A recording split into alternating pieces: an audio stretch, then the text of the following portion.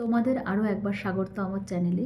তোমরা অনেকে আমাকে অনেক ভালোবাসা দিয়েছো এবং কমেন্ট করেছো। সেই কমেন্টের উত্তর দেওয়ার জন্য আমি একটা ছোট্ট ভিডিও আজকে বানাচ্ছি। তোমরা অনেকে জিজ্ঞাসা করেছো যে ম্যাডাম বা দিদি, তুমি কিভাবে প্রিপারেশান নিয়েছো ইন্টারভিউর। আমি তোমাদের বলছি। প্রথমত আমি 2 বছরের ডিএলএডটা কিন্তু খুব মন দিয়ে করেছিলাম, খুব ভালোভাবে, সরকারি কলেজ থেকে, যেখানে কিন্তু খুব প্রেশার থাকে এবং ভালোভাবে জিনিসগুলো জানা বা বোঝা যায়, যেহেতু নিয়মিত কলেজে যেতে হয়।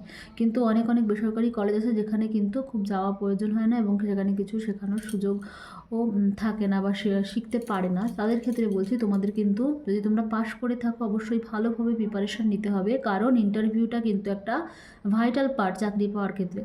আর সত্যি কথা বলতে গেলে আজকালকার দিনে সরকারি চাকরি পাওয়া তো তোমরা জানোই কতটা টাফ। আর একটা সিকিওর জব পেতে গেলে তো অবশ্যই খাটনি করতেই হবে, অনেক লড়াই করে চাকরিটা ছিনিয়ে নিতে হবে। সেহেতু তোমাদের কিন্তু অনেক অভিজ্ঞ মানুষদের সঙ্গে সংস্পর্শে এসে তাদের যে মতামত, তারা যে প্রফেশনে আছেন তারা কীভাবে পড়েছিলেন, কীভাবে সফল হয়েছিলেন, এগুলো তোমাদের অবশ্যই জানতে হবে। আশেপাশে তোমরা যারা আছেন তাদের কাছে জানতে পারো। এছাড়াও তো ইউটিউব রয়েছে, একটা বড় প্ল্যাটফর্ম, তোমরা এখান থেকেও জানতে পারবে। আমি প্রথমত আমার 2 বছর ডিএলএডের যে কোর্সটা এখানে ভালোভাবে পড়েছিলাম, এখানে তো একটা বেসিক ভালো তৈরি হয়ে গিয়েছিল। এরপর আমি টেটের জন্য পড়ার সময় সমস্ত যে কোশ্চেন আনসারের যে ব্যাপারগুলো, পেডাগগি, সেগুলো আয়ত্ত করে ফেলেছিলাম। ইন্টারভিউর জন্য আমাকে তেমন বিশেষ কিছু পড়া লাগেনি। সেটা হচ্ছে আমার জেলা সংক্রান্ত একটা স্বচ্ছ ধারণা, আমার সাবজেক্ট সংক্রান্ত একটা স্বচ্ছ ধারণা আমার লেগেছিল। এগুলো তোমাদের সকলেরই লাগবে। প্রথমত তোমরা তোমাদের সাবজেক্ট সম্পর্কে কিন্তু ভালোভাবে জেনে আসবে। সাবজেক্ট কিন্তু কোশ্চেন করা হবেই। সাবজেক্ট সম্পর্কে ধারণার পরে শিশুদের সম্পর্কে পেডাগগি সংক্রান্ত বিভিন্ন কোশ্চেন তোমাকে ফেস করতে হবে, সেগুলো। এছাড়াও তোমার জেলা, তুমি কোন জেলা থেকে আসছো, পশ্চিমবঙ্গ, পুরো টোটাল পশ্চিমবঙ্গকে খুব ভালোভাবে জেনে যেতে হবে। শিক্ষা খাতে পশ্চিমবঙ্গের যে অবদান বা শিক্ষার সংক্রান্ত পশ্চিমবঙ্গ রিলেটেড যে স্কিমগুলো রয়েছে, রাজ্য সরকারের যে স্কিমগুলো শিক্ষা সংক্রান্ত, সেগুলো জেনে যেতে হবে খুব ভালো করে। আর স্কুলের প্রতিটা বিষয়, রিপোর্ট কার্ড থেকে শুরু করে স্কুলের প্রতিটা বই, কোন শ্রেণীতে কী বই, কবিতা, গল্পের লেখকের নাম, সমস্ত কিছু তোমাদের ভালোভাবে জেনে যেতে হবে। সমস্তটা থেকে কোশ্চেন আসতে পারে।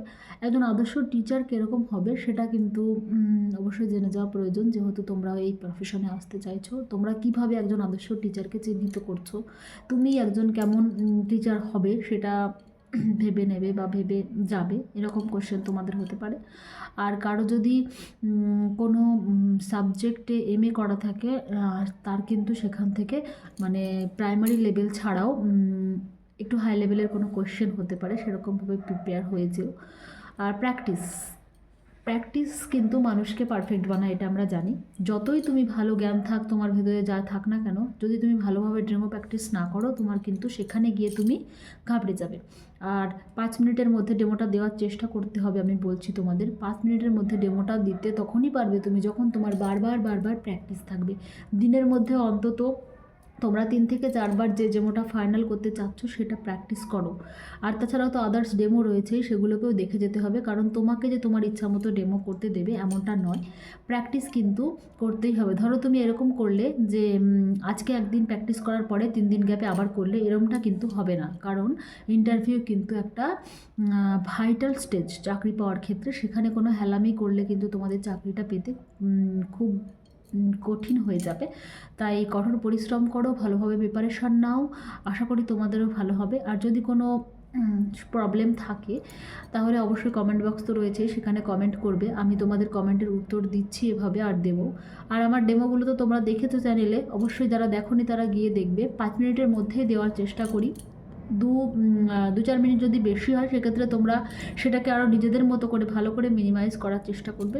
অবশ্যই তোমাদের প্রিপারেশান স্টেজটা এমন পৌঁছে যাবে যে তোমাদের থেকে চাকরিটা কেউ ছিনিয়ে নিতে পারবে না, তোমরা চাকরিটা পেয়েই যাবে। তোমাদের প্রতি সকলের প্রতি শুভকামনা আমার রইল। তোমরা অবশ্যই ভালো করে প্রিপারেশান নাও, আর কোনো প্রবলেম হলে কমেন্ট বক্সে জানিও।